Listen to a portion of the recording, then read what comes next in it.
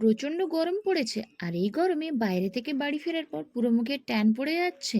নিজের জন্য সময় দিতে পারে না, পার্লারে যাবার মতোও সময় নেই। তাহলে বলবো একটু সময় নিয়ে আজকের এই ডিটেন ফেসিয়ালটা দেখে নিন।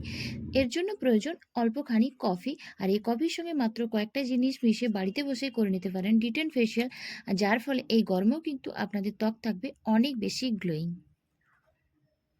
হ্যালো এভরিওয়ান, কেমন আছো সকলে? আশা করি সকলে খুব ভালো আছো, সুস্থ আছো। তো অনেকেই আমাকে বলেছিলে যে দিদি, আমার মুখের মধ্যে প্রচুর পরিমাণে ট্যান পড়ে গিয়েছে, বাইরে বেরোলে বাড়ি ফেরার পর পুরো মুখটা লাল হয়ে যায়, তো কিভাবে এটা ঠিক করব। তো আজকে আমি তোমাদের সঙ্গে কফির একটা 3 স্টেপ ফেসিয়াল শেয়ার করব। তো এটা ব্যবহার করলে আশা করি তোমাদের মুখের মধ্যে থাকা যে কোনো ধরনের সমস্যা কিন্তু খুব সহজে দূর হয়ে যাবে। মুখের মধ্যে থাকা ট্যান, পিম্পলসের দাগ ছোপ কিন্তু খুব সহজে দূর হয়ে যাবে। আমার মুখের মধ্যে প্রচুর পিম্পলস হয়েছিল, কিন্তু দাগগুলো এখনো একটু একটু আছে। তো পুরো ভিডিওটা দেখতে থাকো এবং সঙ্গে থেকো। 3 স্টেপ ফেসিয়াল, 3টে স্টেপকে কিন্তু তোমরা ফলো করো। তো চলো বন্ধুরা, আর বেশি না কথা বলে ঝটপট করে রেমেডি পার্টে যাওয়া যাক। মানে কফির প্যাকেট নিয়েছি, এগুলো 2 টাকা দামের 3টে কফির প্যাকেট। তোমরা চাইলে বড় কোনো কফির প্যাকেটও নিতে পারো। আমি এখানে 3টে কফির প্যাকেট নিয়ে নিয়েছি।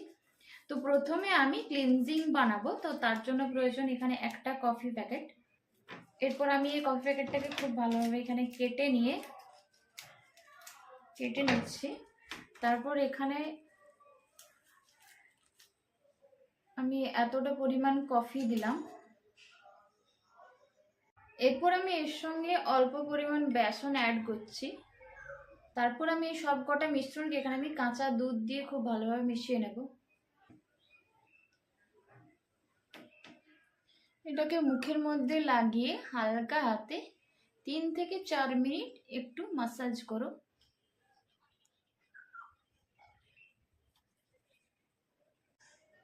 এইভাবে একটু হালকা হাতে মাসাজ করে যখন দেখবি একটু এটা শুকনো হয়ে যাবে, তখন সেটাকে নর্মাল জল দিয়ে খুব ভালোভাবে ওয়াশ করে নেবে।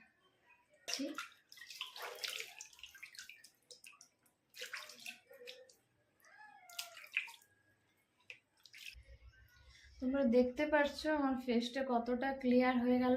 এরপর আমি স্ক্রাবিং করব, তার জন্য নিচ্ছি আমার যে বাড়তি কফিটা রয়ে গেছিলো সেটাকে আমি এখানে নিচ্ছি।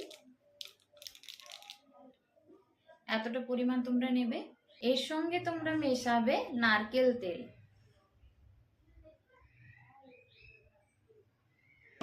এরপর নারকেল তেল আর কফিটাকে খুব ভালোভাবে মিশিয়ে নিয়ে সেটা মুখের মধ্যে হালকা হাতে রাব করবে। একদম হালকা হাতে ফেসটাকে স্ক্রাবিং করবে, খুব জোরে জোরে কিন্তু ফেসটাকে ঘষবে না। হালকা হাতে 2 থেকে 3 মিনিট স্ক্রাবিং করবে, তাহলে দেখবে মুখের মধ্যে থাকা ব্ল্যাক হেডস, হোয়াইট হেডসগুলো কিন্তু খুব সহজে রিমুভ হয়ে যাবে।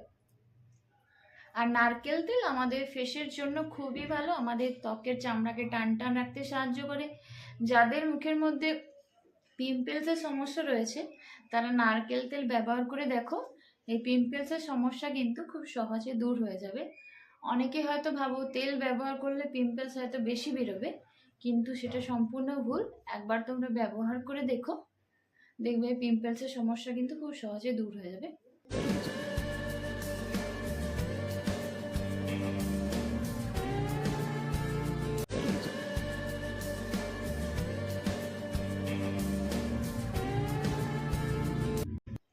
তো আমার 2টো স্টেপ কমপ্লিট হয়ে গেছে। এরপর আমি ফেস প্যাক বানাবো, তার জন্য আমি এরকম আরেকটা কফি প্যাকেটকে পুরোটাকে এখানে আমি নিয়ে নিচ্ছি। দেখো এতটা পরিমাণে আমি নিয়েছি। এরপর এর সঙ্গে আমি 1/2 চামচ মতো চন্দন পাউডার ইউজ করব।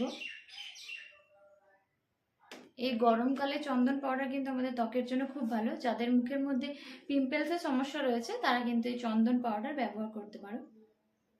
এরপর তার সঙ্গে আমি মেশাবো এই অল্প পরিমাণ হলুদের গুঁড়ো। তারপর আমি এখানে কাঁচা দুধ দিয়ে সব কটা জিনিসকে খুব ভালোভাবে মিশিয়ে নিই। তো আমার এখানে ফেস প্যাকটা পুরো রেডি হয়ে গেছে। এরপর আমি এটাকে আমার ফেসের মধ্যে খুব ভালোভাবে একটা মোটা লেয়ারে ব্যবহার করে নিচ্ছি।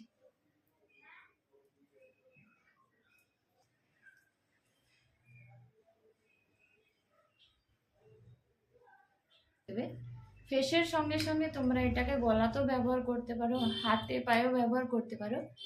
যে জায়গাতে তোমাদের ট্যান পড়েছে সে জায়গাতে এটাকে ব্যবহার করতে পারো। এটা তোমরা সপ্তাহে 2 দিন ব্যবহার করো, তাহলে দেখবে ধীরে ধীরে সমস্ত ট্যান, পিম্পলসের সমস্যা, ব্রণের দাগছোপ, এই সমস্যাগুলো কিন্তু খুব সহজে দূর হয়ে যাবে।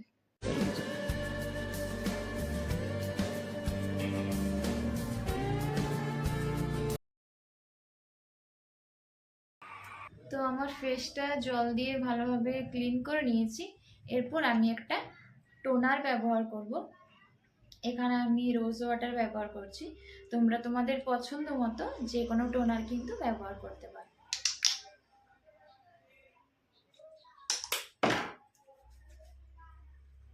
আর সবশেষে তোমরা যে কোনো ধরনের একটা ময়শ্চারাইজার আর সানস্ক্রিন কিন্তু অবশ্যই ব্যবহার করে নিও।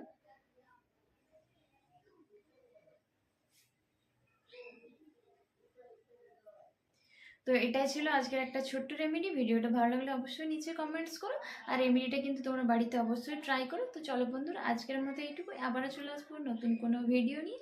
ততক্ষণের জন্য সকলে খুব ভালো থেকো, সুস্থ থেকো।